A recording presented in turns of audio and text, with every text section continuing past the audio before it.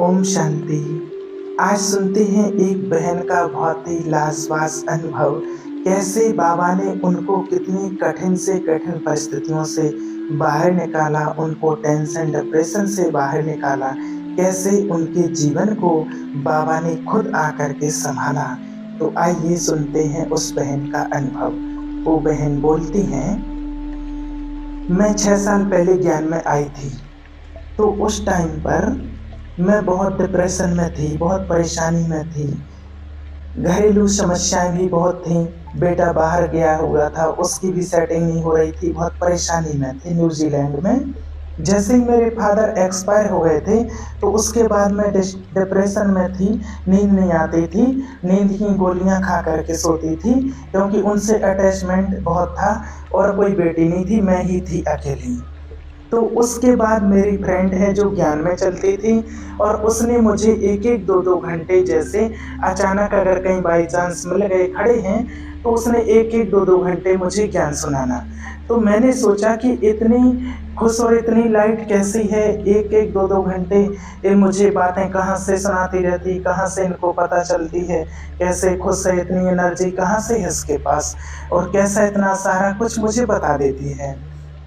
एक दिन मेरा काफ़ी ज़्यादा मूड खराब था, तो मैंने कहा कि आ जाओ टाइम निकाल के और मेरी बात सुन लो। और उस दिन उसको सेंटर में आना था, उसको जल्दी थी। घर में वो नहीं जा रही थी अपने पास, ना वो मेरे पास रोक सकती थी। उसने सीधा बोला कि सेंटर में आ जाओ, जो भी बात करनी है सेंटर में करो। उस दिन 12 जुलाई डेट थी और मैंने फर्स्ट टाइम बाबा के घर में पैर रखा। उसने मुझे सिर्फ इतना कहा कि बोलो क्या बोलना है और कुछ नहीं। और मैं लगातार 2 घंटे बोलती रही। मैं क्या क्या मैं अपनी परेशानियां बताती रही। यहाँ से भी मैं परेशान हूँ, यहाँ से परेशान हूँ, सारी परेशानियां उसको बता दी। 2 घंटे के बाद उसका जो जवाब था, उसने बोला कि ठीक है, बाबा ने सब कुछ सुन लिया।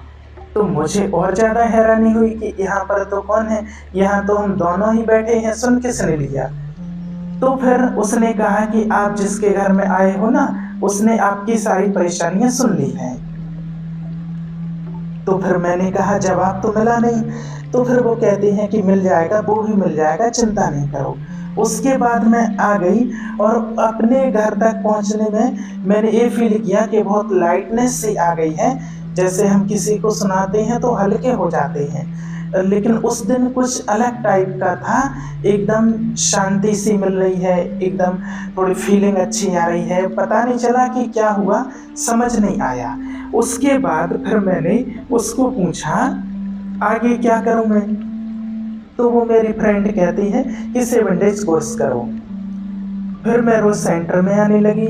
ये था कि मेरे युगल इस लाइन में नहीं थे, हर एक के लिए नई चीज़ थी, लेकिन मुझे किसी ने रोका नहीं, क्योंकि ये परेशान रहती है, हर टाइम चिड़ी रहती है। तो जाने दो, जहाँ इसको ठीक लगता है जाओ।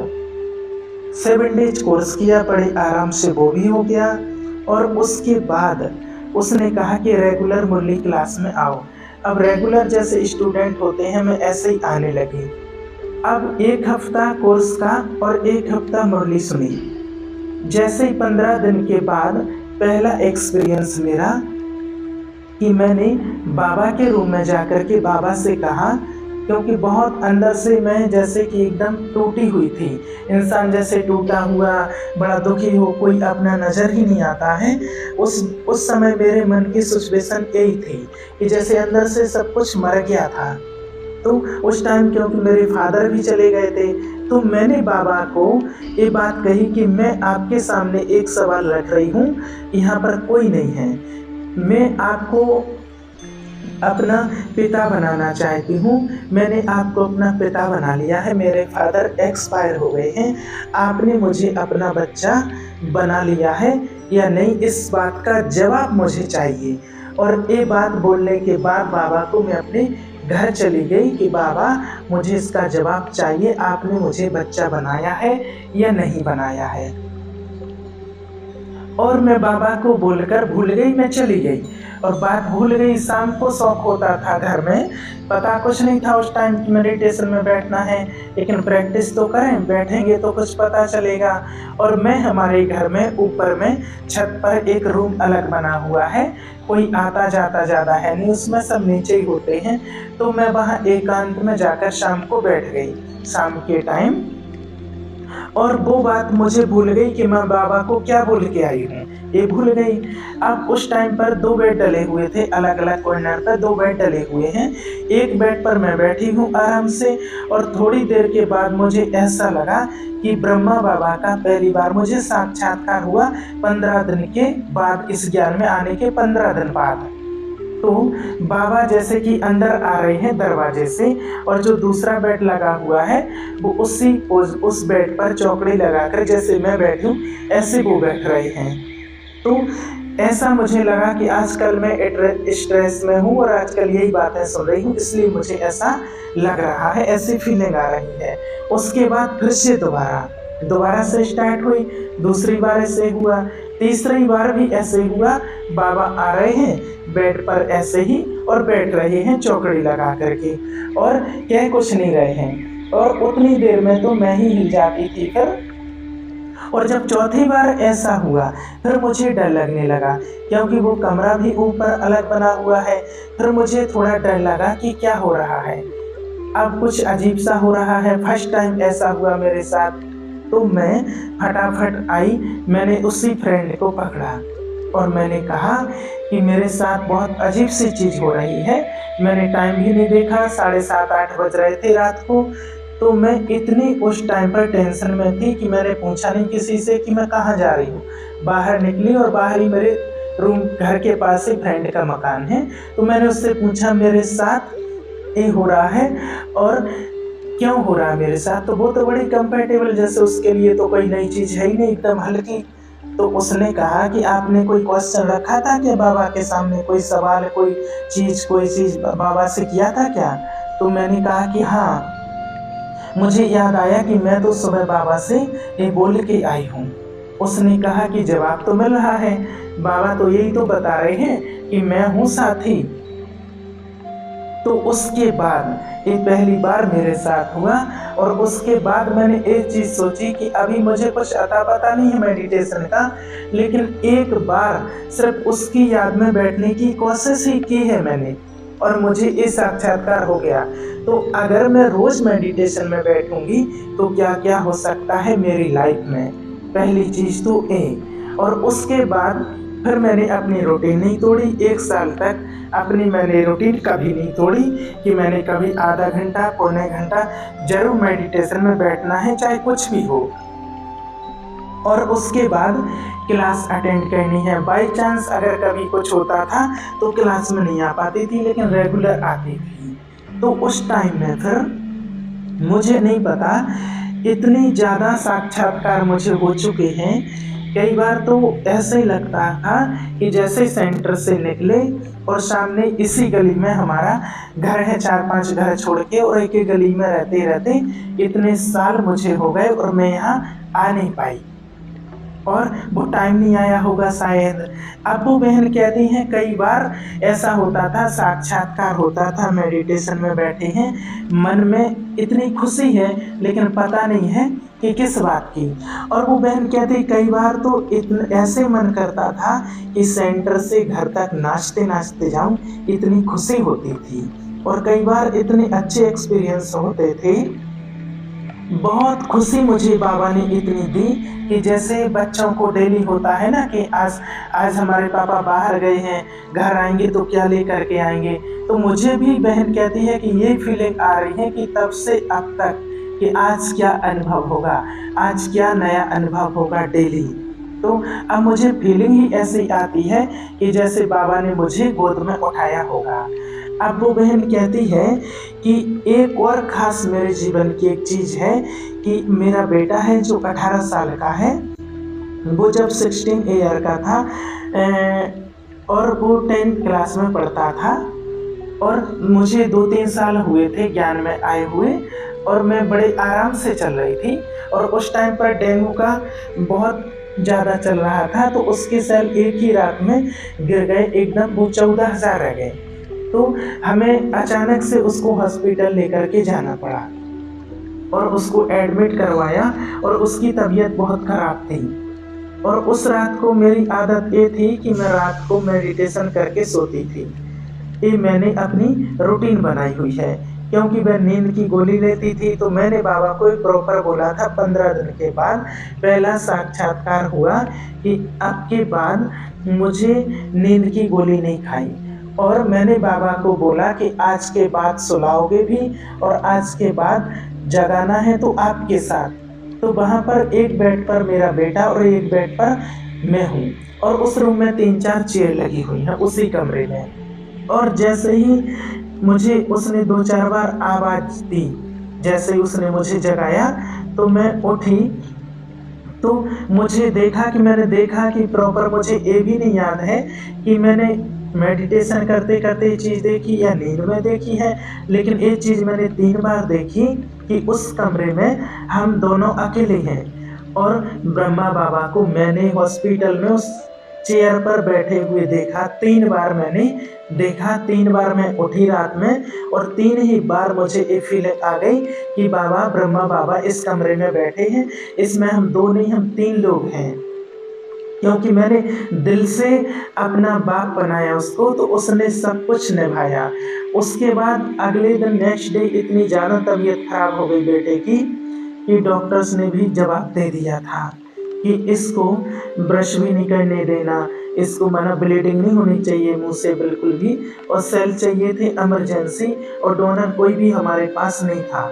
और मैंने अपने घर में अपने हस्बैंड के और बाकी भी जो भी ननद हैं, जो भी रिलेशन वाले थे, जो भी आ गए थे, मैंने सभी के बहुत बुरे हालत देखे थे, क्योंकि उस टाइम मेरे बेटे की तबीयत इतनी ख़राब थी कि उसके अंदर पानी भी नहीं ठहर रहा था, और जैसे कि हाथों से निकलते ही जा रहा था, ये समझो। पानी अंदर जाता था और सब कुछ बाहर आ जाता था, वो बिल्कुल हाथों में नहीं आ रहा था किसी के। तो उस टाइम मैं सुबह से भाग दौड़ कर रही हूँ, ऊपर नीचे, कभी यहाँ कभी वहाँ, तो दोपहर हो गई थी। तो इसके जो सभी लोग लगे हुए थे, सेल्स का इंतजाम हो गए, क्योंकि ब्लड ग्रुप भी सेम चाहिए था, वो मिल नहीं रहा था।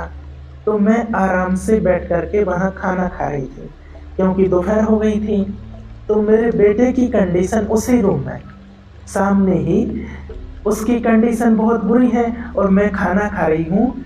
और मैंने चाय मंगवाई, मेरी ननद बैठी हुई थी सामने, तो मैंने कहा आप चाय पी लो। तो उसका ध्यान मेरे बेटे की तरफ, तो वो कहती है कि मेरे अंदर जा नहीं सकती है, इस टाइम मेरे अंदर कुछ नहीं जा सकता है। और मैंने कहा, वो बहन कहती है कि आप मेरी चाय भी मुझे दे दो, और मैंने आराम से तसल्ली से ले लिया। और उस टाइम उसने मुझे देखा कि ये कौन है, ये तो जैसे कि कोई और ही है, मदर है ही नहीं इसकी।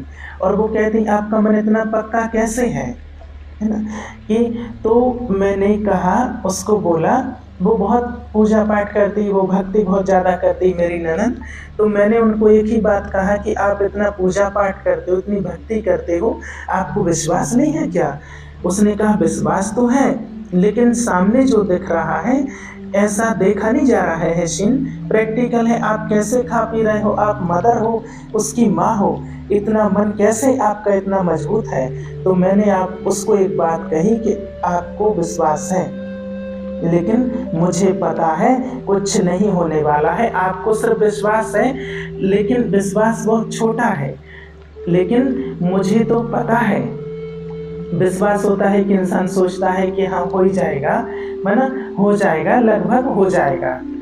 लेकिन मुझे उस टाइम पर मेरी जो कंडीशन थी, मुझे पता था, जैसे कि पता नहीं अंदर से कैसे पता था।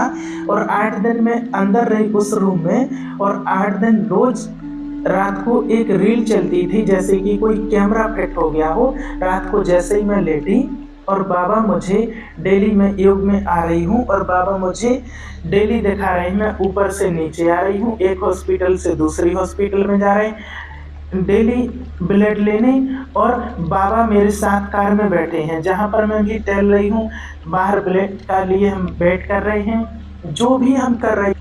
माना वहाँ पर जो भी मैं कर रही हूँ और मैंने देखा है कि बाबा मेरे साथ साथ हैं, बाबा मेरे साथ साथ चल रहे हैं, बाबा साथ साथ टहल रहे हैं लगातार। और वहाँ पर मैंने ज्ञान भी बहुत सुनाया लोगों को, क्योंकि मैं वहाँ पर भी बैठी रहती थी, बेटा सोता था और वहाँ के डॉक्टर और नर्सेस बहुत पूछते थे कि आप करते क्या हो। फिर अचानक कैसे पता नहीं कैसे डोनर मिल गए, और लेकिन पहुंच बहुत सारे लोग गए, लेकिन किसी भी रिलेशन पर्सन से हमें डोनर कोई नहीं मिला। लेकिन कोई जो परिचित नहीं था, कोई व्यक्ति ऐसा मिला जो हमें डोनर मिला।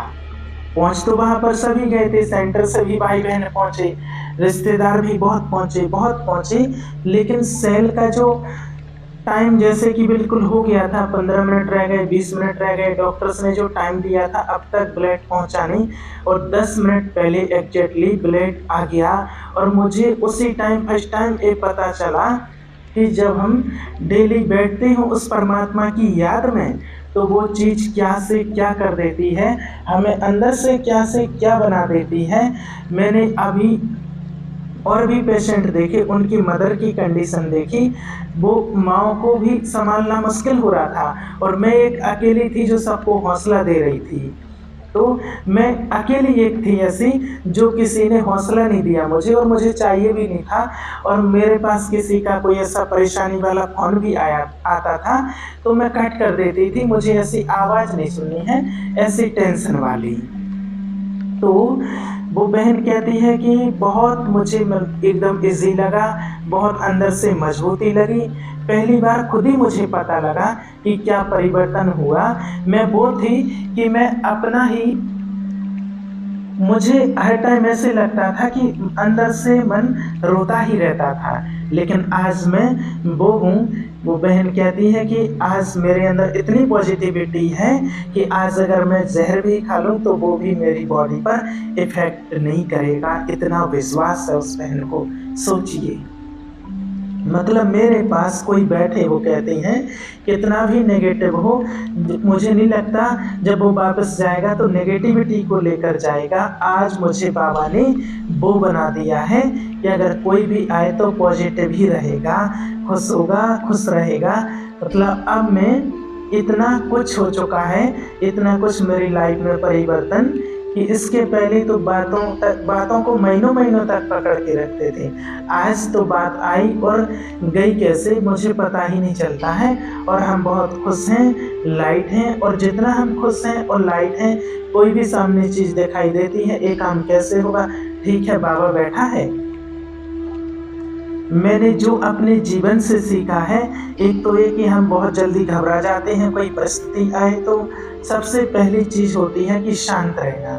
अगर हम उस परिस्थिति में शांत रहते हैं तो वो अपने आप ही डाउन हो जाती है, कोई ना कोई हल मिल जाता है। लेकिन उस परिस्थिति में शांत रहने के लिए वो हिम्मत कहाँ से आए, उसके लिए अगर हम कहें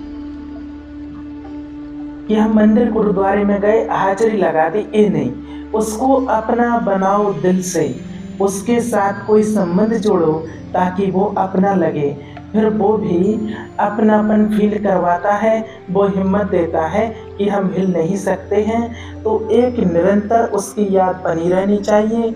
यानी कि हम यहाँ से चले गए, अपने घर में आ गए और भूल गए उसको, मंदिर से आकर के भूल गए, मैंने इधर का दरवाज़ा बंद किया और वहाँ का दरवाज़ा खुल गया, ये नहीं, मैंने बीच का दरवाज़ा खुला रहना चाहिए। कि अगर हम बीच के कोई काम कर रहे हैं, दुनियादारी के कोई काम कर रहे हैं, तो बाबा की याद हो, उसमें इतनी हेल्प मिलती है कि पता नहीं चलता कि काम कैसे हो रहे हैं, कैसे सब कुछ ऑटोमेटिकली हो रहा, और हम थकते ही नहीं। पहले तो थके थके जैसे कि बोझ लगता था।